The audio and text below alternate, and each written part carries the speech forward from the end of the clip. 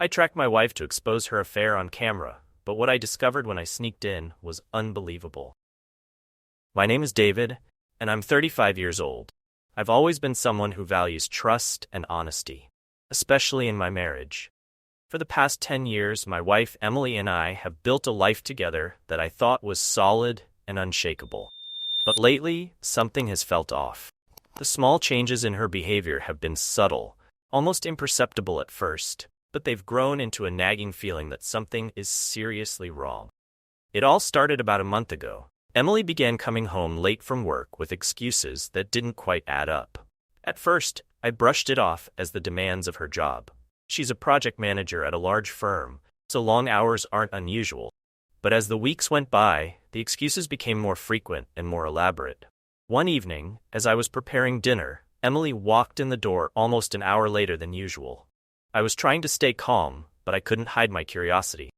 "Hey, you're late," I said, trying to sound casual. "How was work?"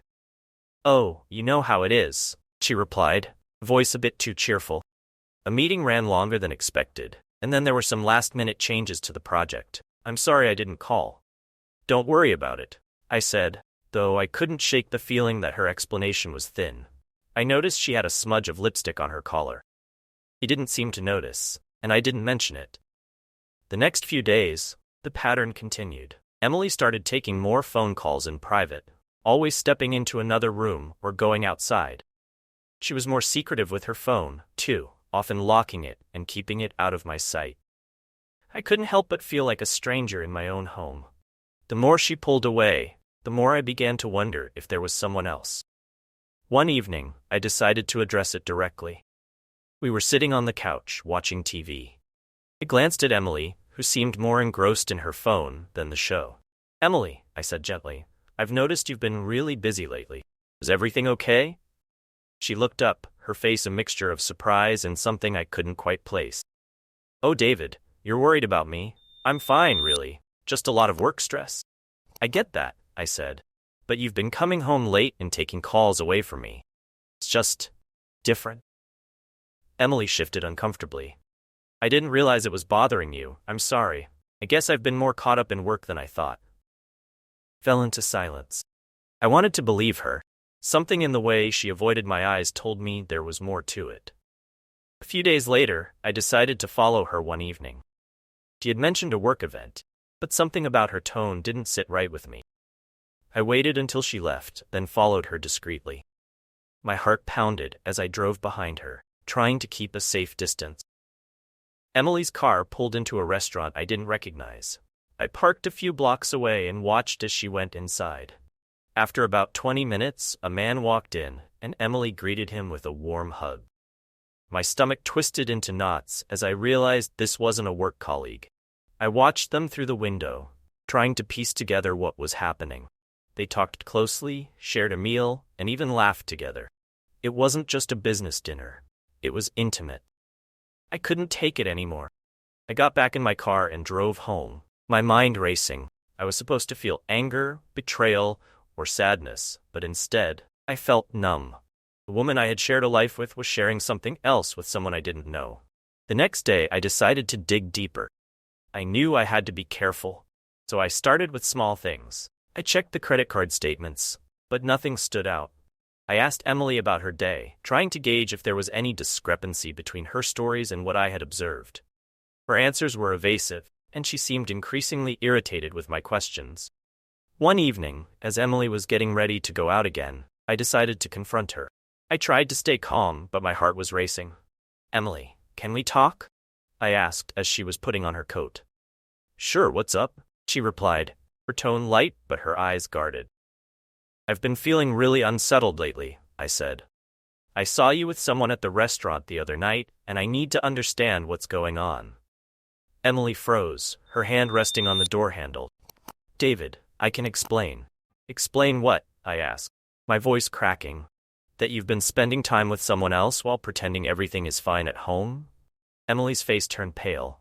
"It's not what you think, it's complicated." "Then explain it to me," I said, my frustration boiling over. "Because right now, I'm left with more questions than answers."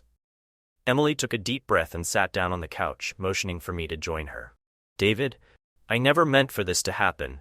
I've been feeling disconnected, and I met someone who made me feel alive again. But it was a mistake, and I'm sorry. Her words hit me like a punch to the gut. I wanted to scream, to lash out, but instead I felt a profound sadness. The trust I had taken for granted was shattered, and the foundation of my marriage seemed to be crumbling beneath me. I don't know what to say, I said quietly. I need some time to think.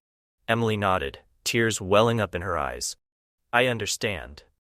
As I walked away, I felt the weight of the world on my shoulders. The woman I had loved and trusted had betrayed me, and now I had to find a way to confront the truth and decide what to do next. Feeling of betrayal gnawed at me as I lay in bed that night. Emily's confession had left me shaken, but it also ignited a burning need for clarity. I needed to know the full truth, not just snippets of it. I needed to see for myself what was really going on. It was time to follow the trail. The next evening, Emily mentioned she had a meeting with her team at a cafe downtown. The moment she left, I decided to put my plan into action. I grabbed my coat, kept my phone on silent, and slipped out the door quietly. I drove to the cafe, finding a discreet parking spot a few blocks away. The cafe had large windows that allowed me to see inside from my vantage point, and I hoped to stay hidden while observing. I waited for about 15 minutes before Emily's car pulled into the lot. My heart pounded as I watched her walk in, her demeanor as cheerful and composed as ever. I moved closer, blending into the evening crowd as I approached the cafe. I found a seat near the window but out of sight, hoping to catch a glimpse of what was happening inside. As I settled in, I noticed a table across from me that gave me a clear view of Emily's usual spot. The cafe's cozy, dim lighting made it easier to blend in and stay unnoticed. Emily arrived at her table, and shortly after, a man walked in. My heart skipped a beat as I recognized him as the same person I had seen with Emily before. They greeted each other warmly, exchanging hugs that were too intimate for a simple work relationship. Couldn't help but feel a pang of jealousy and hurt as I watched. I kept my eyes fixed on them, trying to decipher their interaction. They sat close together, sharing a menu and making light conversation. The man leaned in frequently, his hand occasionally brushing against Emily's. Their connection was unmistakable. I pulled out my phone and began to take discreet photos, hoping to capture some incriminating evidence. Felt uncomfortable and invasive, but the situation called for it. I had to gather proof that would confirm my suspicions. Each click of the camera felt like a step closer to the truth, and each image added weight to the burden I carried. As the evening wore on, I noticed Emily and the man growing more relaxed with each other. They laughed together, their eyes locked in a way that spoke of more than just friendship. Emily's laughter seemed genuine, but it only deepened the sting of her betrayal. I felt like an outsider in their private world. When the time came for them to leave, I followed them from a distance. They walked out together, their body language intimate, with the man's hand resting lightly on Emily's lower back. I kept a safe distance, my mind racing with questions and feelings of inadequacy. They stopped by a nearby park, and I watched from a bench across the street. Emily and the man sat on a park bench, and I could see them talking closely, their heads bent together. The park was quiet, with only the distant sounds of city life and occasional footsteps breaking the silence. At that moment, I felt a mix of emotions: anger, sadness, and a sense of helplessness. The evidence was piling up, and it was becoming increasingly clear that Emily's relationship with this man was more than just an affair. It was something that threatened the very foundation of our marriage. After about an hour, they parted ways. Emily kissed the man goodbye before getting back into her car. I waited until she drove away before I made my way back to my own car, feeling drained and disheartened. The images on my phone were a stark reminder of the reality I was facing. As I drove home, I couldn't stop replaying the evening's events in my mind. I was haunted by the sight of Emily's laughter and the warmth she shared with someone else. It was a painful reminder that our relationship, which once seemed so secure, was now in jeopardy. When I got home, I went straight to my office and reviewed the photos I had taken. Each image told a story, one of betrayal and emotional connection that went beyond what I had imagined. My hands trembled as I deleted the ones that were too blurry or didn't capture the details I needed. I knew that confronting Emily with this evidence was going to be difficult, but I needed to gather my thoughts and figure out how to approach her. The truth was out there, and I had to be prepared for the conversation that was coming. The night felt endless as I sat alone, staring at the evidence of a love that had slipped away and a future that now seemed uncertain. The pain of betrayal was sharp and unrelenting, but I knew I had to face it head-on. The trail I was following had led me to an uncomfortable truth. Now I had to confront it with the courage I wasn't sure I had. The weight of my discoveries had settled heavily on my shoulders. The images from the cafe and park had confirmed my worst fears. Now, I needed more than just photographs. I needed concrete evidence, something that would unequivocally prove the affair. After much deliberation, I decided to set up a hidden camera at the place I believed was the focal point of Emily's betrayal. I had managed to track down the address of the apartment where Emily and the man had been spending time. It was a modest place in a quiet neighborhood, far from our own home. The location was secure, with no visible signs of anything out of the ordinary. I had to be careful. My actions needed to be discreet to avoid alerting Emily or her companion. I went to an electronics store and purchased a small, inconspicuous camera that could be easily hidden. I chose a model that looked like a smoke detector, thinking it would blend in seamlessly with the apartment's decor. I also picked up a few other items: a small screwdriver, a memory card, and a portable power supply. My heart pounded with each item I placed in my cart. I felt like a detective in a crime thriller. The stakes were personal, painfully real. That evening, while Emily was out at a so-called business dinner, I made my way to the apartment. The sky was dark, and the neighborhood was quiet. I parked a few blocks away and approached the building on foot, my nerves frayed and my mind racing. I reached the apartment building and let myself in using the spare key I had managed to obtain under the pretense of needing to drop off a gift for Emily. The hallways were dimly lit, and the building had an old, worn-out charm. I found the apartment without much trouble. I took a deep breath and inserted the key into the lock. The door creaked open, and I slipped inside, careful to make as little noise as possible. My heart was beating loudly in my chest, and every sound seemed amplified. I quickly surveyed the room. It was small but tidy, with a few personal touches that spoke of Emily's taste. The next step was to find the perfect spot for the camera. I noticed a spot on the ceiling where a smoke detector might go unnoticed. I pulled out my tools and set to work. My hands were slightly unsteady, but I focused on the task at hand. I mounted the camera, making sure it was securely in place and aligned to capture the area where Emily and her companion were likely to spend the most time. As I worked, I couldn't help but think about the implications of what I was doing. Each step felt like crossing a line, but I reminded myself that I was doing this to uncover the truth. The camera was now in place, and I set it up to record continuously, ensuring that it had enough battery life and storage space to capture everything. Before leaving, I took one last look around the apartment. I wanted to make sure I hadn't left any trace of my presence. The camera was well hidden, and everything seemed as it should be. I made my way out, locking the door behind me, and returned to my car. My mind was filled with a mix of apprehension and hope. The evidence I was about to gather could either confirm my fears or bring clarity to the situation. Back at home, I checked the camera feed remotely from my laptop. I had installed a monitoring app that allowed me to see the footage in real time. I spent the next few hours watching the feed, hoping to catch something, anything, that would provide concrete proof of the affair. The apartment was quiet and empty for the most part. The minutes ticked by slowly, each second adding to the tension. I saw occasional activity, a light turning on, someone coming in or out, but nothing that stood out as conclusive. I began to feel a pang of doubt.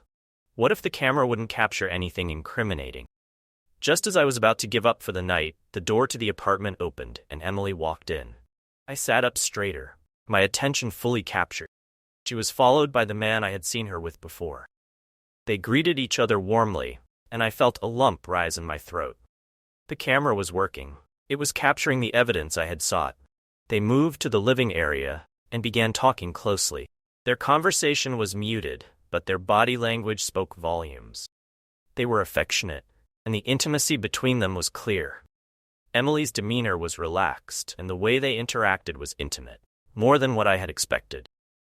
I continued to watch as they settled in, sharing drinks and laughing together. They seemed completely at ease with each other, and it was evident that their connection went beyond a mere fling. My heart ached as I saw them in their private moments. I felt a mix of anger and sadness. This was the confirmation I needed, but it came with a heavy emotional toll. After a few hours, Emily and the man eventually said their goodbyes. She left the apartment, and the man remained behind, eventually going to bed. I watched the footage for a little while longer, making sure there were no more significant events. Exhausted and emotionally drained, I shut down the laptop and prepared to leave the apartment for the final time. I took one last look around, ensuring I hadn't left any evidence of my presence. With a heavy heart, I left the apartment and drove home. The hidden camera had done its job. I now had undeniable evidence of the affair, but the truth came at a cost. The pain of seeing Emily with someone else was raw and unrelenting. I knew that the next step was to confront her with what I had uncovered, but I needed to gather my thoughts and prepare for the emotional conversation lay ahead. The night after setting up the hidden camera, sleep eluded me. I tossed and turned, my mind replaying the events of the past few weeks. The weight of what I was about to see loomed over me like a storm cloud. I knew that reviewing the footage would be difficult, but I had to face the truth, no matter how painful. As dawn broke, it couldn't wait any longer. I made my way to my office, where I had set up a workspace to view the recordings. The camera footage was stored on a small memory card, and I carefully inserted it into my laptop. My hands shook slightly as I prepared to review the evidence. Each click of the mouse seemed louder than usual, and my heart raced with a mix of dread and anticipation. The footage began to play, showing the empty apartment I had seen the night before. The quiet of the room was almost soothing compared to the storm raging inside me. I watched as Emily and the man entered the apartment, their interactions starting out as casual and friendly. They greeted each other with a warm embrace, and I couldn't help but notice how natural and effortless their connection seemed. At first, the footage showed them simply talking and laughing. They moved around the apartment, making drinks and settling in on the couch. I kept watching, hoping to see something that would provide clarity, something that would make sense of the confusion and hurt I felt. As the evening progressed, their behavior grew more intimate. They sat closer together, their body language becoming more affectionate. My heart sank with every passing minute. The touches, the laughter, the way they looked at each other was all too familiar and painfully intimate. Then came a moment that I hadn't expected, one that sent a shockwave through me. Emily and the man were in the living room, sharing a tender conversation. The man gently brushed a strand of hair from Emily's face. Touch lingering, Emily's expression softened, and she leaned in, their faces inches apart. The warmth and tenderness between them were undeniable. Suddenly, the man reached into his pocket and pulled out a small box. Emily's eyes widened in surprise as he opened it to reveal a delicate necklace. The gesture was filled with meaning, and Emily's reaction was one of genuine delight. She took the necklace from him, fingers brushing against his, and put it on, smiling with a happiness that struck me to my core. My breath caught in my throat. This wasn't just an affair. It was something deeper, more emotional. The man had given Emily a gift, and the way she accepted it was filled with affection and gratitude. I couldn't ignore the implications of this act. It wasn't just about physical attraction. There was an emotional connection that went beyond what I had imagined. I continued to watch, feeling a growing sense of despair. The camera captured moments of intimacy and closeness that were both tender and heart-wrenching. They shared a kiss that was gentle yet passionate, and the connection between them was undeniable. The images were a painful reminder of what I had lost and the depth of Emily's betrayal. As the night wore on, the camera captured them lying together on the couch, wrapped in each other's arms. The scene was one of quiet intimacy, with soft words exchanged and gentle caresses. It was clear that their relationship was more than just a fleeting affair. It was a meaningful connection that had developed over time.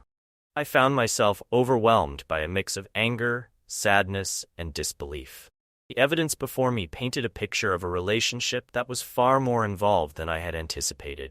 The emotional depth of their connection was both surprising and painful. Witness. When the footage finally ended, I sat back in my chair, feeling as though I had been hit by a tidal wave of emotions.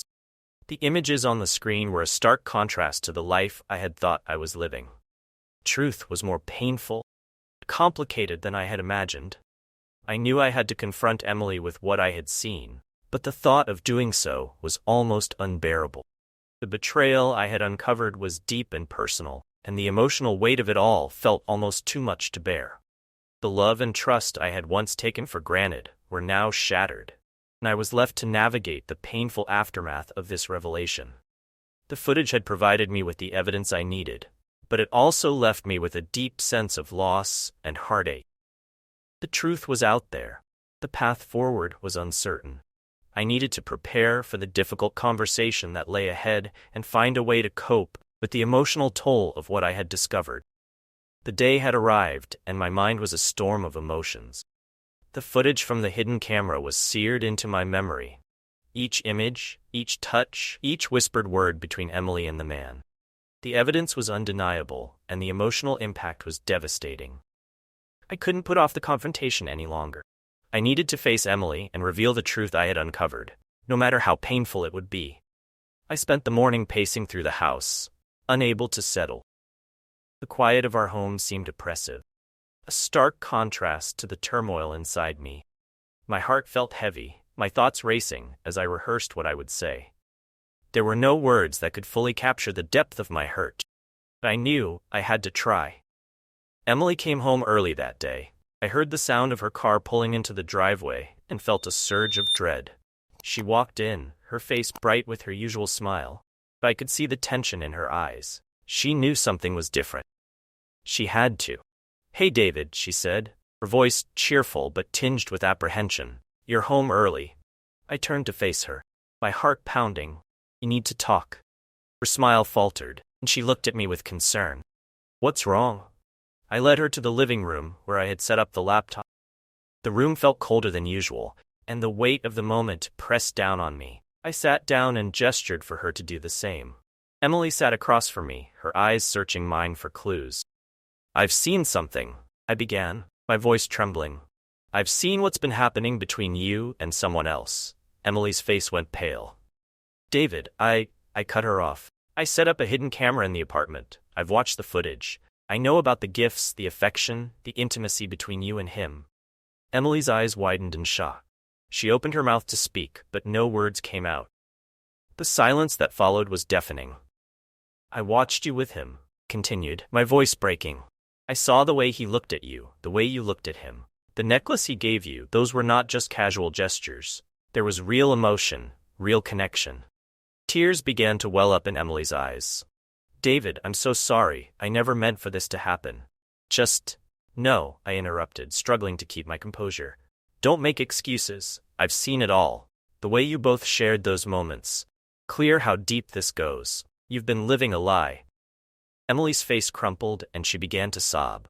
"I never wanted to hurt you. I was feeling so disconnected and I didn't know how to fix it. I made a mistake. A terrible, unforgivable mistake." Her tears only deepened my pain. The sight of her breaking down was a stark reminder of the betrayal I felt. "A mistake? Emily, this isn't just a mistake. It's a betrayal of everything we had. I trusted you. I thought our relationship was solid. But now I feel like I don't even know you." Emily reached out to me, her voice pleading. "David, please. I know I've hurt you, but I want to make things right. I'm willing to do whatever it takes to fix this." I recoiled from her touch, feeling a pang of anguish. "How can you fix this? How can you undo the hurt and the deceit? I've seen the depth of your feelings for him. This wasn't just about physical attraction, it was something deeper." Emily's sobs grew louder, and she clutched at her chest. "I understand if you can't forgive me. I just wanted you to know how sorry I am. I never wanted to hurt you. I realize now that I've ruined everything. The raw emotion in her voice was heartbreaking, but it did little to alleviate the pain I felt. I looked at her, feeling a deep sense of sadness and betrayal. I don't know what to say, Emily. I don't know if I can ever trust you again. You've shattered the foundation of our relationship. Emily's tears flowed freely, and she sank to the floor, her shoulders shaking with the force of her sobs. David, please, don't give up on us. I know I've made a terrible mistake, but I love you. I want to make things right. The intensity of her emotions was overwhelming, and I felt my own resolve wavering. The pain of seeing her like this, coupled with the memories of what I had seen, made it difficult to think clearly. I was torn between the anger and sadness I felt and the love that had once bound us together. I need time, I said finally, my voice barely above a whisper. I need to think about what's best for me, us. Can't make any decisions right now. Emily nodded, her face etched with despair. I understand. Take all the time you need. I'll do whatever it takes to make amends. But I know I've done irreparable damage. As I watched her, a deep sense of sorrow enveloped me. The person I had loved and trusted was now a stranger, and the future of our relationship seemed uncertain. The confrontation had brought the painful truth to light, but it also left me with a profound sense of loss and confusion. I stood up, feeling the weight of the moment pressing down on me. I walked to the door, my heart heavy with the burden of the decisions that lay ahead. I'll let you know when I'm ready to talk, I said. With that, I left the room, leaving Emily behind with her sorrow and my own heartache. The confrontation had been a necessary step, but it was only the beginning of a painful journey. The road ahead was unclear, and the emotional toll of what I had discovered was profound. All I could do was take things one day at a time and find a way to navigate the uncertainty that now defined my life. The days following the confrontation were a blur of emotions. My mind was a whirlwind of thoughts and feeling: anger, sadness, confusion, and a lingering sense of betrayal. Each day felt like a struggle, constant battle between the pain of what I had discovered and the uncertainty of what lay ahead. I spent most of my time in solitude, trying to process everything that had happened. The house, once a place of comfort, now felt like a cage, filled with reminders of the life I had thought was stable. I found solace in long walks, trying to clear my mind and find some semblance of peace. The conversations with Emily had become sparse. We spoke only when necessary, and each interaction was fraught with tension. The weight of the betrayal hung between us, making every word and gesture feel loaded with unspoken pain. Emily had given me the space I needed. Her sorrow was evident. Her attempts to make amends were heartfelt but ultimately insufficient. One evening, as I walked through the park near my home, I found a bench by the lake and sat down. The tranquil scene before me was a stark contrast to the chaos in my heart. I watched the sunset, feeling the cool breeze against my face, and allowed myself to reflect on everything that had happened. The truth was painful, but it had forced me to confront my own feelings and desires. I realized that I couldn't continue living in a state of limbo. I had to make a decision about my future, about what I wanted and needed to move forward. The betrayal had opened my eyes to the fact that I needed to focus on myself. I needed to rebuild my life, find a new sense of purpose and direction. It wasn't just about the end of my relationship with Emily. It was about rediscovering who I was and what I wanted from life. I began to think about the changes I wanted to make. I considered relocating to a new city, where I could start fresh and leave behind the memories of what had been. It was a daunting thought, but it also felt like an opportunity to create a new beginning. During one of my reflective walks, I met Leah, a local cafe owner who had recently moved to the area. We struck up a conversation, and I found her presence comforting. She was kind and understanding, and our conversations became a source of support during this challenging time. Leah's positivity and warmth were a reminder that there was still goodness in the world, even amidst the heartache. As I spent more time with Leah, I started to feel a glimmer of hope. Her friendship, along with the support of a few close friends, helped me see that there was a path forward, even if it wasn't the one I had originally planned.